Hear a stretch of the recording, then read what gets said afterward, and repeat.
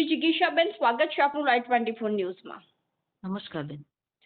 જિગીશાબેન, તાજેતરમાં જે અમિત ખૂંટ કેસમાં એક નવો વળાંક આવ્યો છે, જે સગીરા દ્વારા એવા આરોપો લગાવવામાં આવ્યા હતા કે અમિત ખૂંટે મારા ઉપર બળાત્કાર કર્યો છે અને ત્યારબાદ તેના ઉપર હની ટ્રેપનો આરોપ લગાવવામાં આવ્યો હતો ને તાજેતરમાં જ તે એક સગીરા સામે આવી છે અને તેના દ્વારા એક મોટો ખુલાસો કરવામાં આવ્યો છે, જેમાં તેને કહ્યું છે કે જયરાજસિંહના દબાણને લઈને મેં સમગ્ર આ જે છે તે કાર્ય કર્યું છે અને સતત જયરાજસિંહનું દબાણ મારા ઉપર હતું. શું કહેશો?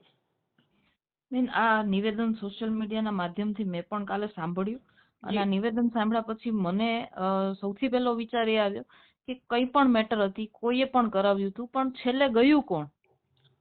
અને સૌથી પહેલી તપાસ તો એની થવી જોઈએ, કારણ કે અમિતભાઈ ખૂંટની ઘટના છે તો એ આત્મહત્યા નથી લાગતી. જે રીતે સગીરાનું જે નિવેદન છે એના પછી એ આત્મહત્યા નથી લાગતી, એ હત્યા કરી અને એને લટકાવી દેવાનો એક પ્રયાસ કરવામાં આવ્યો હોય ને એવું મને લાગી રહ્યું છે.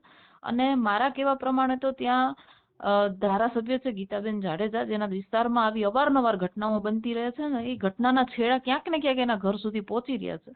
તો એને એક ધારાસભ્ય તરીકે પોતાના વિસ્તારમાં બનતી આ ઘટનાઓ વિશે, અને જો એ લોકો સાચા છે તો એના માટે પણ થઈ અને એક એના ધર્મપત્ની તરીકે પણ એને આગળ આવવું જોઈએ અને હોમ મિનિસ્ટરને મળવું જોઈએ. આ બાબતેની ઊંડી તપાસ કરાવડાવવી જોઈએ અને સીબીઆઈને તપાસ સોંપવી જોઈએ, કારણ કે ત્યાંનું પોલીસ તંત્ર પણ કઈ રીતે કામ કરી રહ્યું છે એ બધા જાણે છે, જોવે છે.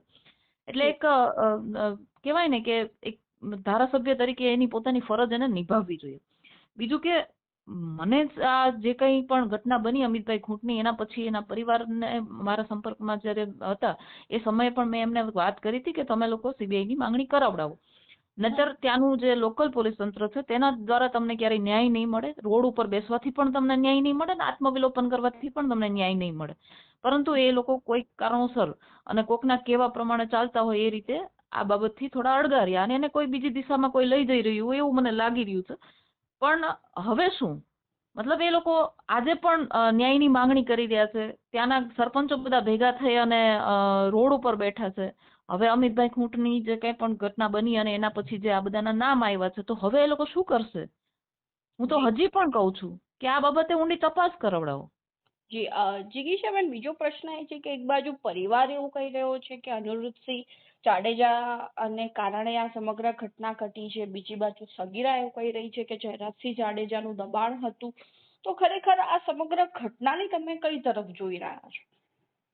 બેન, ત્યાંની ગોંડલની રાજનીતિ છે ને એ બહુ લોહિયાળ રહી છે અને એમાં પહેલેથી બે જણાના નામ છે, બે ગેંગના નામ છે, એક રીબડાવાળા અને ગોંડલવાળા.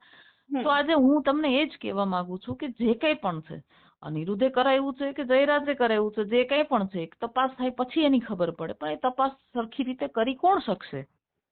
ત્યાંની લોકલ પોલીસ કોના ઈશારે કામ કરી રહી છે આપણને બધાને ખબર છે. તો એ તપાસ થાય અને આગળ એમાં આરોપી કોણ છે, હકીકતમાં શું બન્યું છે, અને અમિતભાઈ ખૂંટને સાચા અર્થમાં ન્યાય મળવો જોઈએ. કારણ કે આત્મહત્યા કરી છે કે એને હત્યા કરી છે, કારણ કે જ્યારે એની ઉપર કેસ લાગ્યો બલાત્કારનો, એના પછી એ 2 દિવસ ગાયબ હતા. 2 દિવસ એ કોની સાથે હતા, 2 દિવસ એ કોની છત્રછાયામાં હતા, અને એના પછી એની સાથે શું થયું? હકીકતમાં તો ન્યાય એને મળવો જોઈએ. જી જી, ધન્યવાદ આપનો.